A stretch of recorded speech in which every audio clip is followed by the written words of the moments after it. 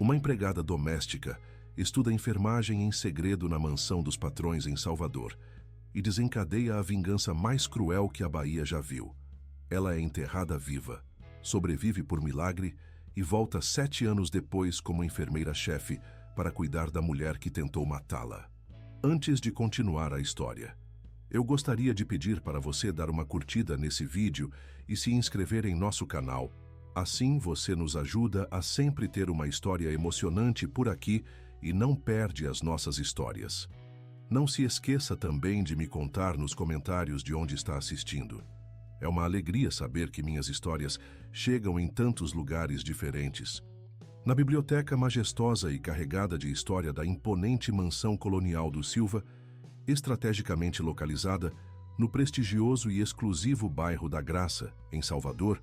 com vista privilegiada para a Baía de Todos os Santos e as luzes tremeluzentes que se refletiam poeticamente nas águas mornas do Oceano Atlântico,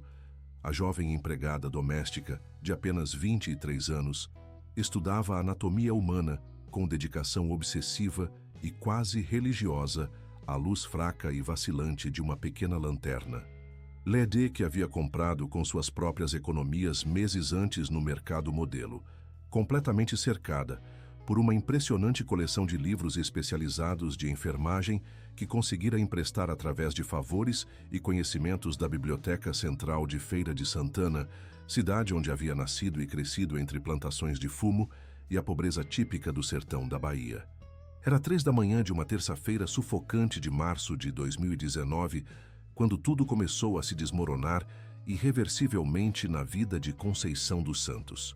Os volumes estavam agora meticulosamente espalhados e organizados com reverência científica sobre a mesa centenária de jacarandá legítimo, extraído das matas do sul da Bahia pelos trisavós da família Silva durante o auge da economia cacaueira que enriqueceu dezenas de famílias baianas no século XIX. O aroma doce, inebriante e quase hipnotizante das flores de pitanga, que brotavam abundantemente no jardim, meticulosamente planejado por um paisagista renomado, contratado diretamente de São Paulo, se misturava de forma harmoniosa e sedutora com o cheiro característico, nostálgico e profundamente reconfortante de cera de carnaúba, dos móveis antigos que haviam sido herdados através de 6 gerações da aristocracia cacaueira baiana. Esta combinação olfativa criava uma atmosfera de elegância atemporal e sofisticação secular, que em poucas horas se transformaria dramaticamente no cenário de uma descoberta que mudaria para sempre o destino inexoravelmente entrelaçado de todos os moradores daquela residência majestosa, e desencadearia uma das vinganças mais calculadas, meticulosas, cruéis e impiedosas que o estado da Bahia já conheceu em toda a sua história turbulenta de escravidão,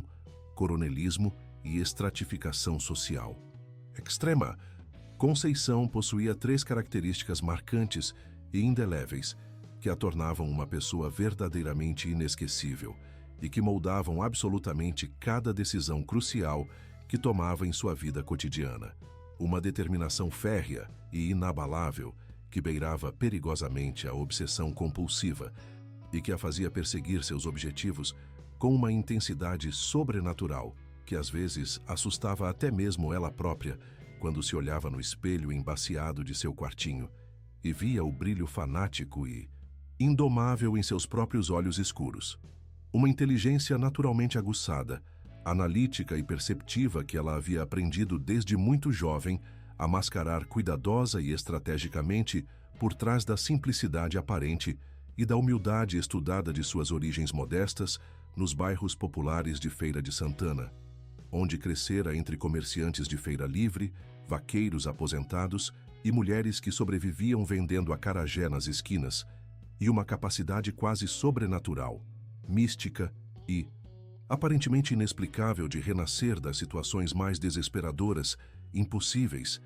e aparentemente sem saída ainda mais forte, mais determinada, mais resiliente e mais implacavelmente focada do que havia sido antes de enfrentar as adversidades que a vida cruel e desigual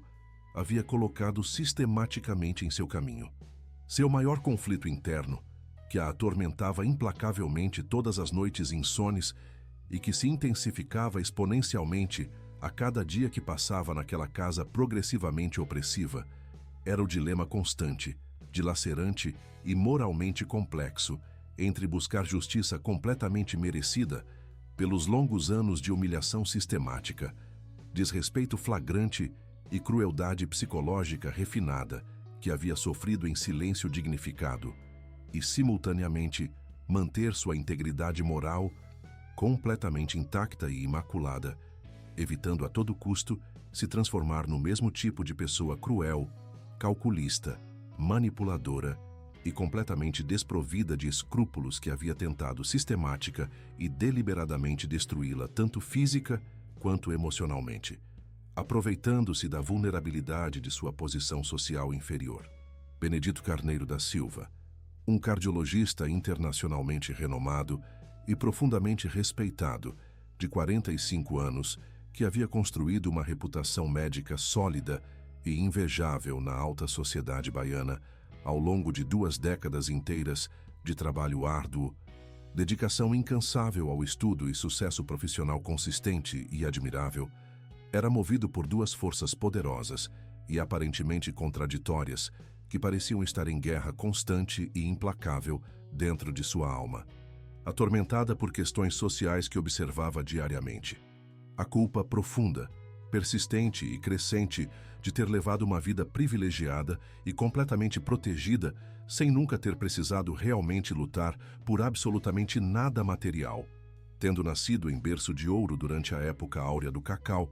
e recebido as melhores oportunidades educacionais que o dinheiro e as conexões familiares podiam comprar. E uma admiração genuína, crescente e quase reverente pelo potencial humano extraordinário que conseguia enxergar e identificar nas pessoas mais improváveis, humildes e aparentemente insignificantes, especialmente aquelas que vinham do interior da Bahia, com sonhos grandes demais para suas condições socioeconômicas. Sua motivação principal havia evoluído gradual e inexoravelmente ao longo dos meses turbulentos, transformando-se dramaticamente do simples desejo cristão e altruísta de ajudar o próximo necessitado em uma necessidade desesperada, obsessiva e quase neurótica de redenção pessoal que o consumia dia e noite, interferindo significativamente com seu sono reparador, seu apetite natural e sua capacidade de concentração durante suas cirurgias cardíacas complexas no Hospital Português, onde era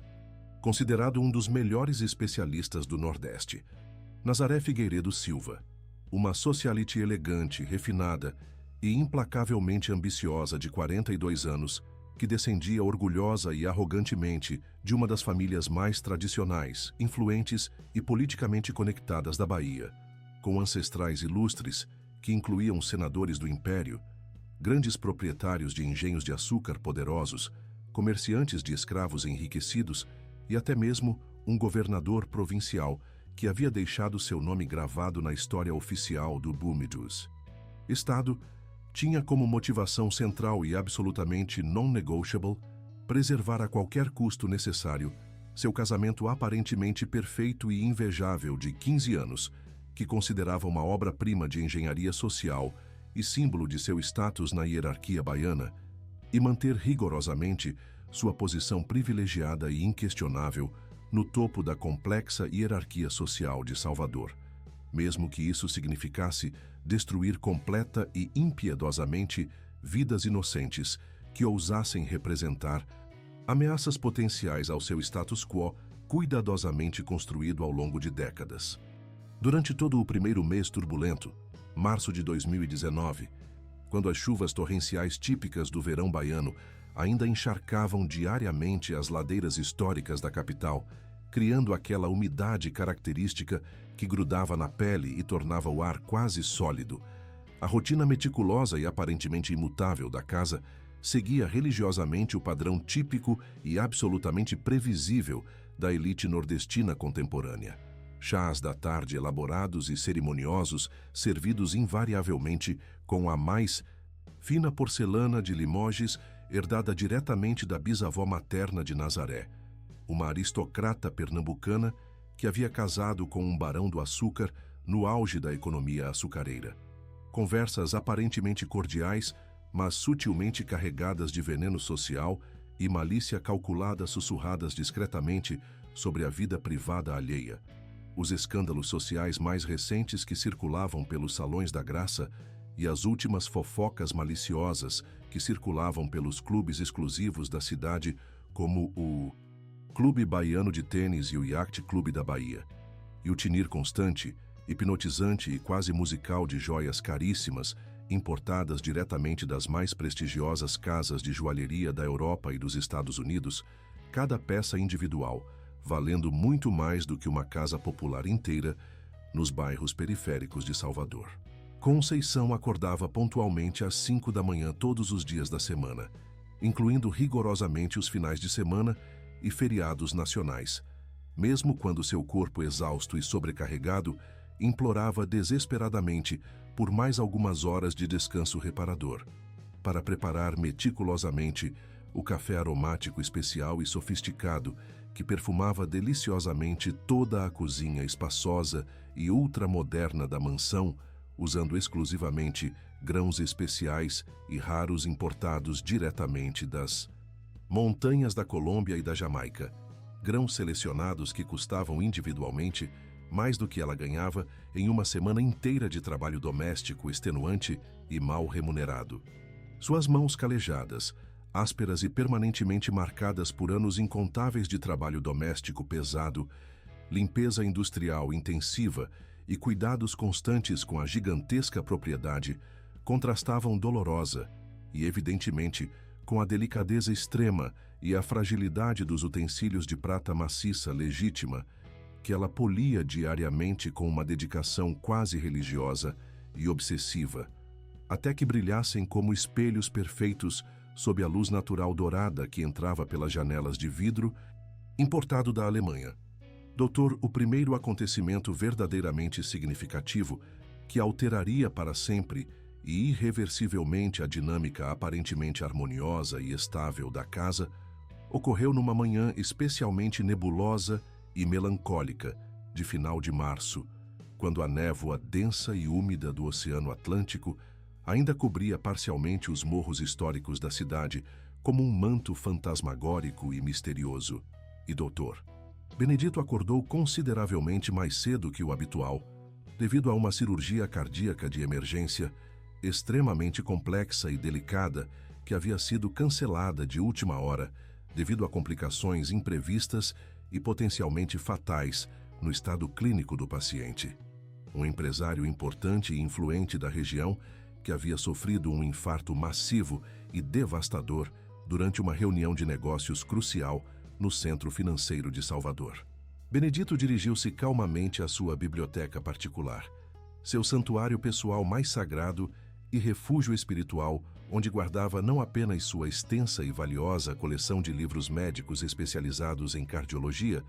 mas também primeiras edições raríssimas de autores brasileiros clássicos como Jorge Amado, Machado de Assis e José de Alencar, além de obras profundas de filosofia e sociologia que colecionava apaixonadamente desde os tempos de faculdade de medicina na Universidade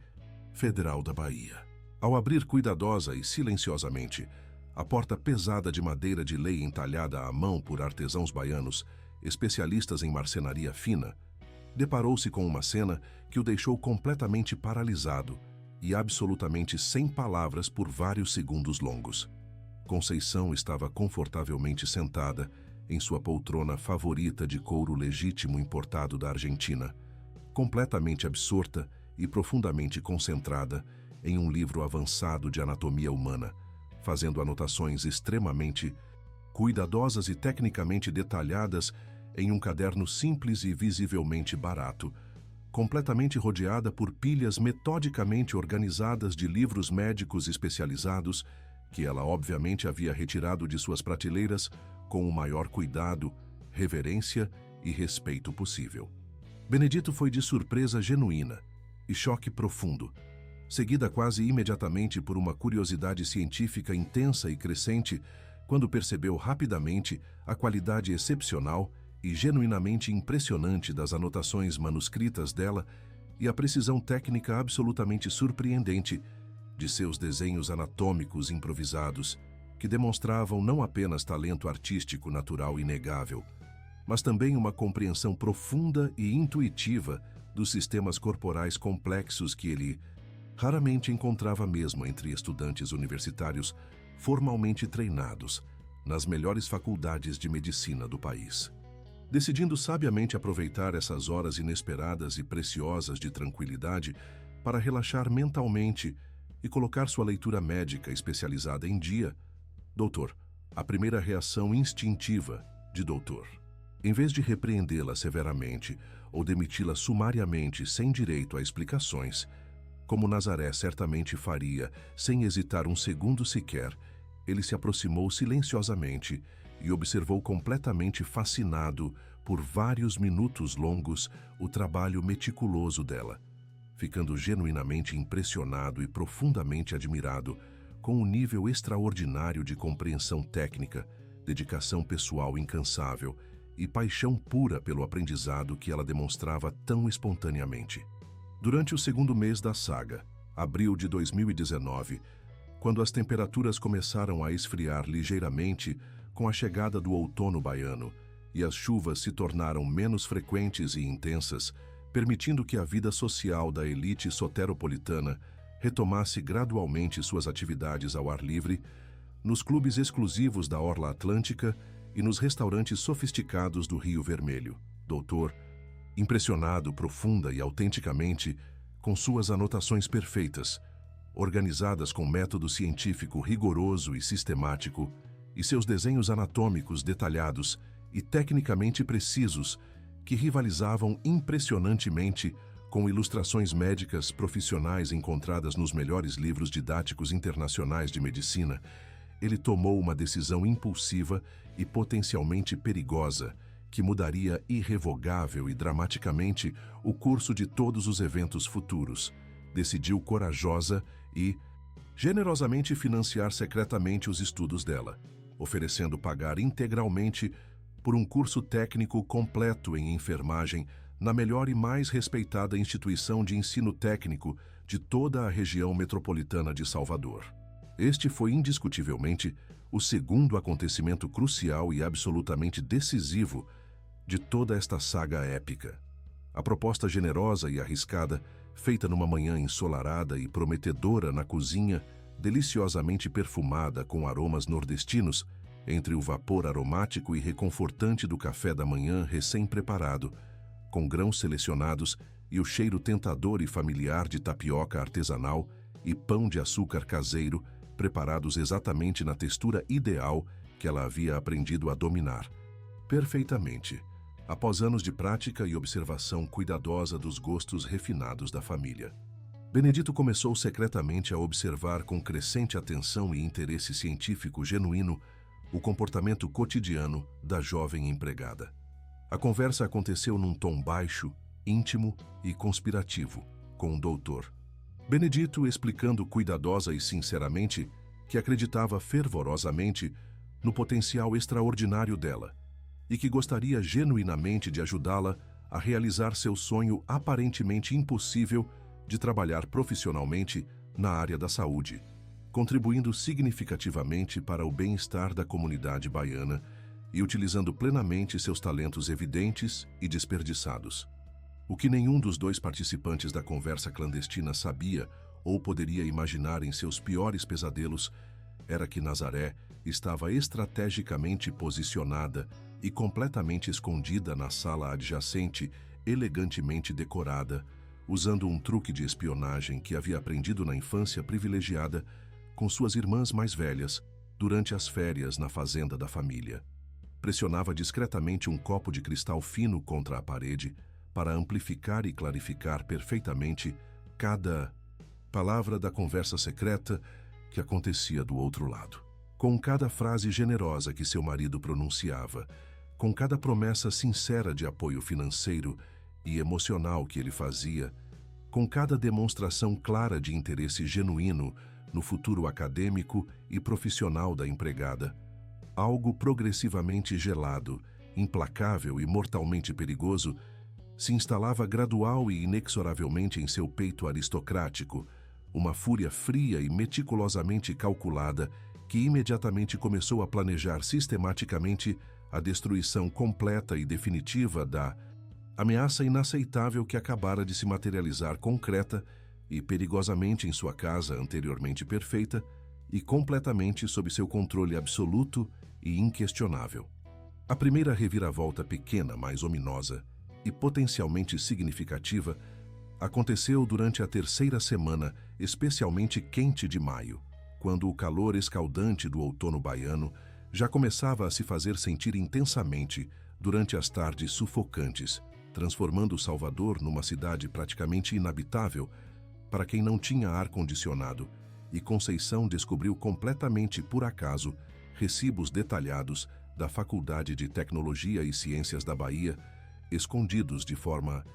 aparentemente descuidada, mas possivelmente intencional no escritório particular e privado do médico, revelando com clareza brutal e incontestável a verdadeira fonte de financiamento de seus estudos recém-iniciados na prestigiosa instituição de ensino.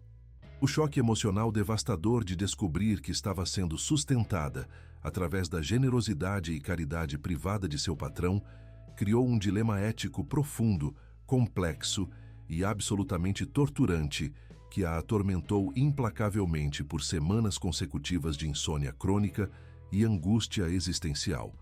mexendo cruelmente com seu orgulho ferido de mulher independente, autossuficiente e orgulhosa de suas próprias conquistas, não importa quão modestas e limitadas fossem.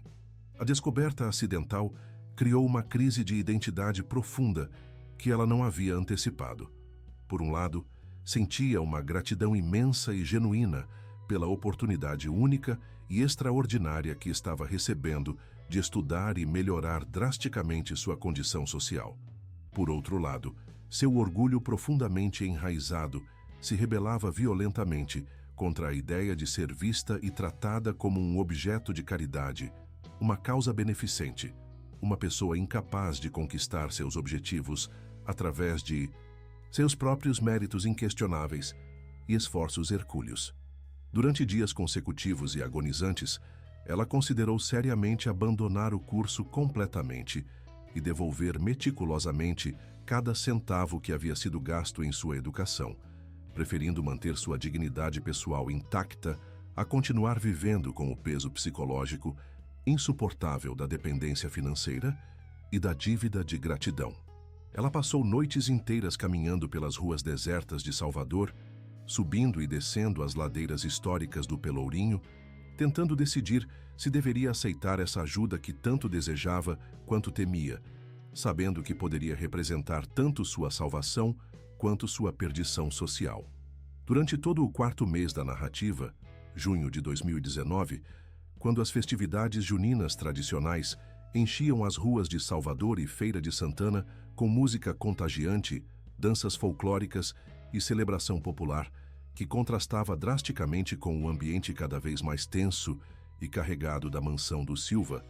as humilhações públicas meticulosamente orquestradas por Nazaré começaram sistemática e impiedosamente, planejadas e executadas com a precisão militar de uma campanha de guerra,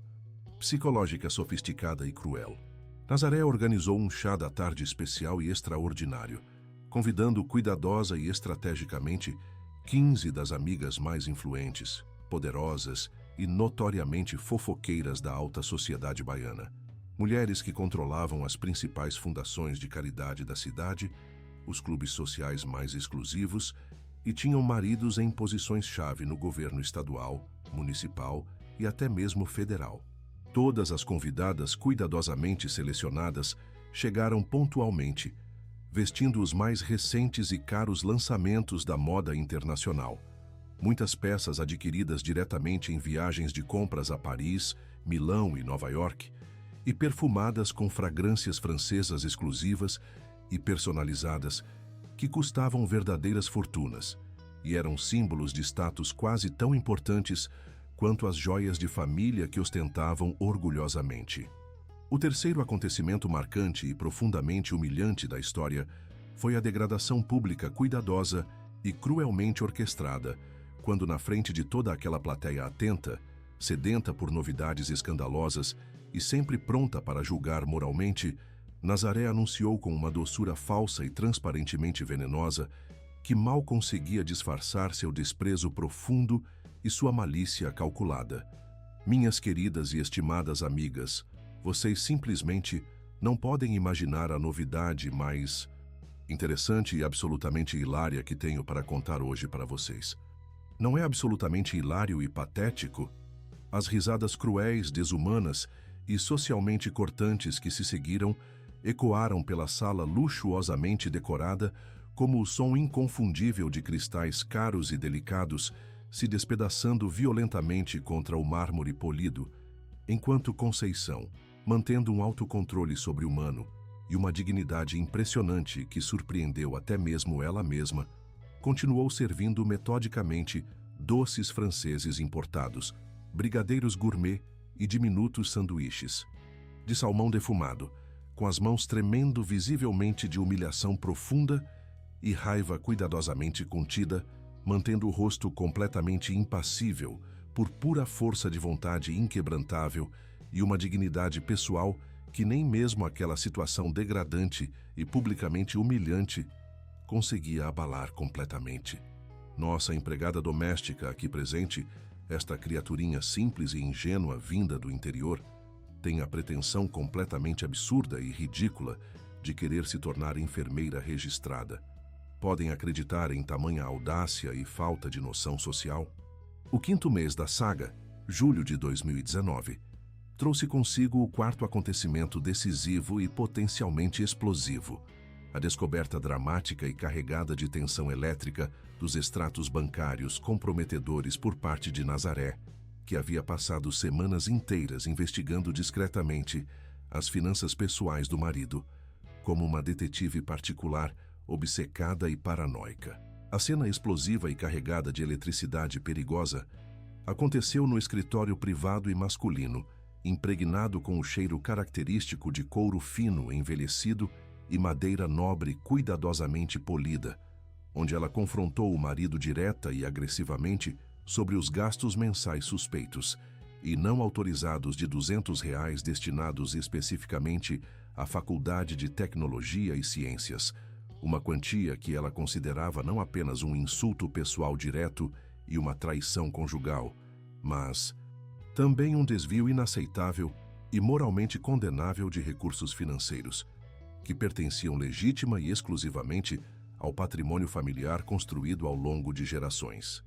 A tensão psicológica no ambiente elegante e tradicionalmente sereno estava tão densa, perigosa e praticamente palpável que literalmente podia ser cortada com uma faca afiada, enquanto Nazaré jogava os papéis bancários comprometedores sobre a mesa centenária de jacarandá antigo, com força física suficiente para fazer a caneta de ouro maciço e diamantes genuínos de Dr. Benedito, uma herança valiosa e sentimental de seu pai cardiologista, rolar dramaticamente até o chão de mármore importado diretamente da Itália, onde caiu com um ruído metálico seco e acusatório que ecoou como uma sentença de morte no silêncio tenso e eletricamente carregado, que se instalou imediatamente entre o casal aparentemente perfeito, mas profundamente rachado. A discussão intensa que se seguiu foi prolongada, reveladora e emocionalmente devastadora, com Nazaré acusando o marido de traição emocional grave, de desperdício criminoso de recursos familiares em causas perdidas e socialmente inadequadas, e de comprometer irreparavelmente a reputação centenária da família, ao se associar intimamente com pessoas inferiores que não conheciam e nunca conheceriam seu lugar natural e imutável na hierarquia social estabelecida. Doutor Benedito, por sua vez, tentou explicar racional e calmamente sua motivação humanitária genuína e seu desejo cristão de ajudar uma pessoa evidentemente talentosa a realizar seu potencial desperdiçado, mas suas palavras, cuidadosamente escolhidas, pareciam apenas intensificar exponencialmente a fúria gelada e implacável de sua esposa aristocrática. A segunda reviravolta, pequena, mas ominosa e profundamente perturbadora, chegou durante uma madrugada particularmente sufocante de agosto, quando o calor úmido do inverno baiano tornava o sono difícil, inquieto e povoado de pesadelos para todos na casa, e Conceição encontrou,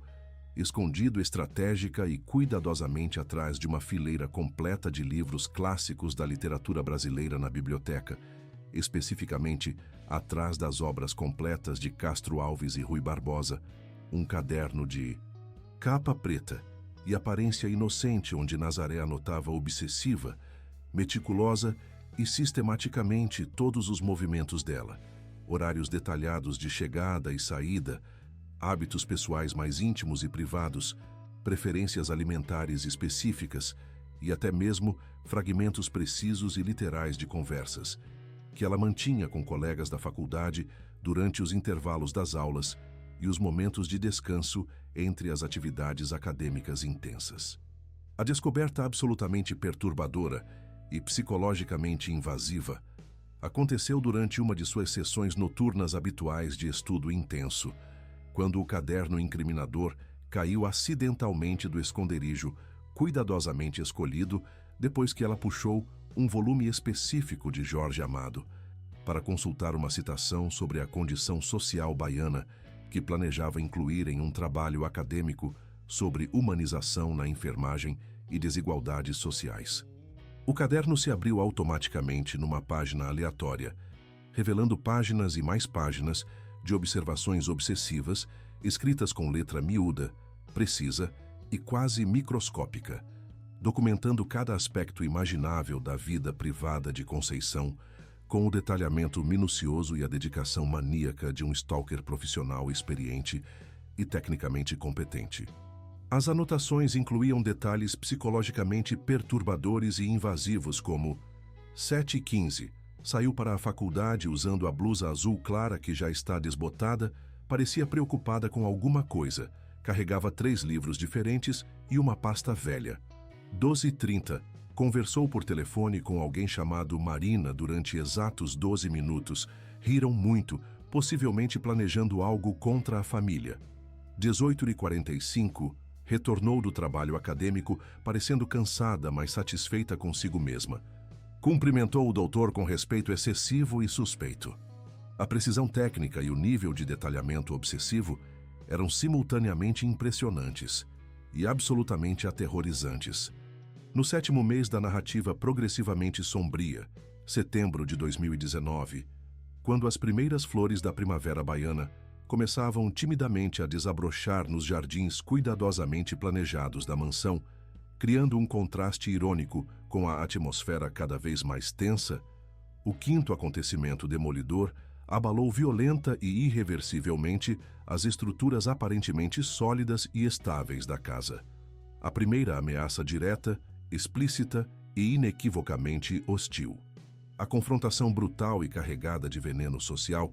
aconteceu na cozinha ampla, durante o preparo meticuloso do jantar especial, com o cheiro tradicionalmente apetitoso de dendê, pimenta de cheiro e coentro fresco, refogando cuidadosamente no azeite extra virgem importado, contrastando amarga e ironicamente com a frieza glacial e a crueldade deliberada das palavras venenosas que Nazaré pronunciou com prazer sádico evidente e satisfação malévola. Você não merece absolutamente nada do que está recebendo graciosamente aqui, sua pequena ingrata presumida e perigosamente ambiciosa. Você é e sempre será apenas uma empregada doméstica comum, uma pessoa completamente insignificante e facilmente substituível, vinda do interior sem educação nem classe. Seu lugar natural e definitivo é eternamente de joelhos, limpando banheiros sujos e esfregando o chão imundo, não numa faculdade respeitável fingindo pateticamente ser alguém que nunca será, jamais conseguirá se tornar, independentemente de quanto estude ou se esforce. Essas foram as palavras exatas, cortantes e deliberadamente cruéis que marcaram oficialmente o início de uma guerra declarada, aberta e completamente sem quartel entre duas mulheres que representavam mundos, valores, classes sociais e visões de vida completamente diferentes e absolutamente irreconciliáveis. A violência psicológica das palavras foi tão intensa e desumanizadora que Conceição sentiu fisicamente como se tivesse recebido uma série de socos brutais no estômago, mas manteve heroicamente sua dignidade intacta, respondendo com uma voz baixa, mas surpreendentemente firme.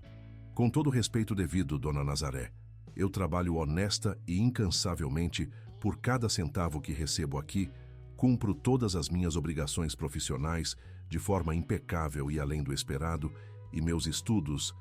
acadêmicos não interferem em absoluto com meu trabalho doméstico aqui. Acredito firmemente que toda pessoa, independentemente de sua origem social, tem o direito fundamental e inalienável de buscar melhorar sua condição através da educação e do trabalho honesto. A resposta digna e corajosa apenas intensificou exponencialmente a fúria aristocrática de Nazaré,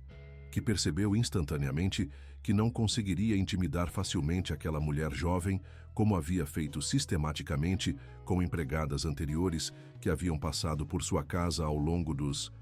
anos. Naquele momento crucial e definitivo, ela tomou uma decisão fatídica e potencialmente criminosa. Se não conseguisse quebrar o espírito indomável de Conceição através de humilhação psicológica sistemática, teria que recorrer inevitavelmente a métodos mais extremos, perigosos e potencialmente ilegais.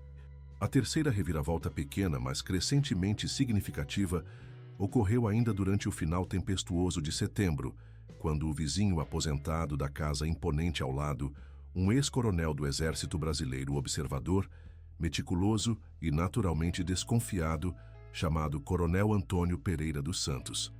comentou discretamente com o doutor Benedito durante um encontro casual no Clube Baiano de Tênis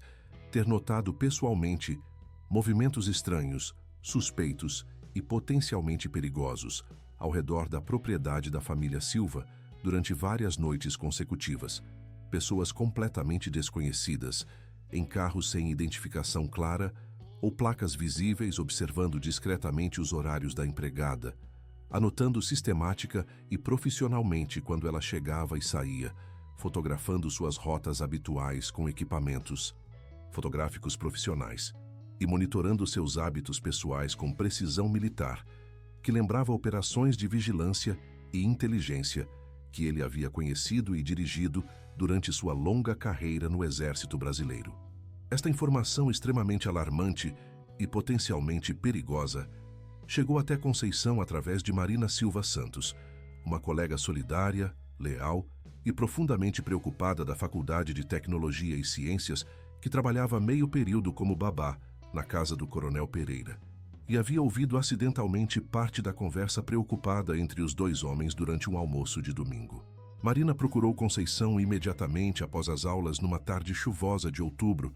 e contou detalhadamente tudo o que havia escutado, plantando as primeiras sementes genuínas de medo justificado e paranoia absolutamente realista em sua mente, já sobrecarregada pela pressão psicológica constante e pela hostilidade crescente e cada vez mais perigosa do ambiente doméstico onde trabalhava. Conceição, minha irmã, você precisa tomar muito cuidado com essa situação, advertiu Marina com preocupação genuína e medo evidente estampados no rosto. O que essa mulher está fazendo não é normal. Não é comportamento de gente equilibrada. Pessoas normais não mandam vigiar empregadas como se fossem criminosas perigosas. Isso é coisa de gente desequilibrada, gente que não tem limites morais nem éticos, gente capaz de qualquer coisa. Você deveria considerar muito seriamente procurar outro emprego antes que a situação piore ainda mais e vire algo realmente perigoso. Outubro de 2019, o 8º mês desta saga crescentemente sombria e ameaçadora, marcou a primeira reviravolta média e verdadeiramente perigosa para a segurança pessoal de Conceição. Ela descobriu através de uma ligação telefônica, interceptada completamente por acaso, que Nazaré estava investigando ativa, profunda e sistematicamente seu passado pessoal mais íntimo e privado, contratando um detetive particular conhecido regionalmente por sua falta completa de escrúpulos morais, sua reputação questionável e sua disposição notória de usar métodos ilegais e questionáveis para encontrar algo comprometedor que pudesse ser usado estratégica e devastadoramente para destruir sua reputação impecável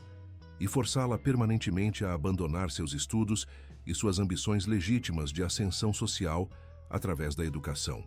A descoberta aterrorizante e reveladora veio através de uma ligação telefônica que ela ouviu acidentalmente enquanto limpava meticulosamente o banheiro luxuoso do segundo andar da mansão, quando Nazaré falava em tom baixo, mas audível, com alguém que claramente era um profissional de investigação privada. Nomes de ex-empregadores foram mencionados especificamente e com detalhes precisos, junto com perguntas extremamente detalhadas e invasivas sobre seu comportamento moral, seus relacionamentos pessoais anteriores, seus hábitos financeiros e qualquer irregularidade que pudesse ter cometido ao longo de sua vida, numa clara tentativa organizada de construir um dossiê difamatório abrangente que pudesse ser usado contra ela no momento mais estratégica e devastadoramente conveniente. Quero saber absolutamente tudo sobre esta mulher perigosa. Nazaré falava com frieza calculada e ódio evidente na voz. Cada emprego que teve, cada pessoa com quem se relacionou romanticamente, cada centavo que gastou, cada lugar que frequentou. Deve haver algo moralmente comprometedor em seu passado. Mulheres como ela, vindas da pobreza, sempre têm segredos vergonhosos escondidos, sempre fizeram coisas questionáveis para sobreviver. Encontre algo substancial que eu possa usar para acabar definitivamente com essa situação ridícula e restaurar a ordem natural desta casa. A descoberta desta investigação clandestina e invasiva criou em Conceição um estado de ansiedade constante e paranoia justificada, que começou a afetar significativamente seu desempenho acadêmico e sua saúde física. Ela começou a temer que detalhes de sua vida privada, mesmo os mais inocentes e banais, pudessem ser distorcidos maliciosamente e usados contra ela de maneiras que nem sequer podia imaginar em seus piores pesadelos. Muito obrigado por ter acompanhado até o final esta jornada incrível de superação e justiça. Esperamos que a história de Conceição e sua transformação tenha tocado profundamente seu coração e mostrado como a determinação pode vencer as maiores injustiças sociais. Se você se emocionou com essa narrativa de coragem e resistência contra a discriminação, não esqueça de se inscrever no nosso canal e deixar seu like. Isso nos ajuda imensamente a continuar compartilhando histórias que realmente inspiram e transformam vidas. Todos os dias trazemos novas narrativas sobre a força do espírito humano. E você, o que achou da jornada de Conceição? Compartilhe sua opinião nos comentários. Nos vemos amanhã com mais uma história que vai mexer com suas emoções.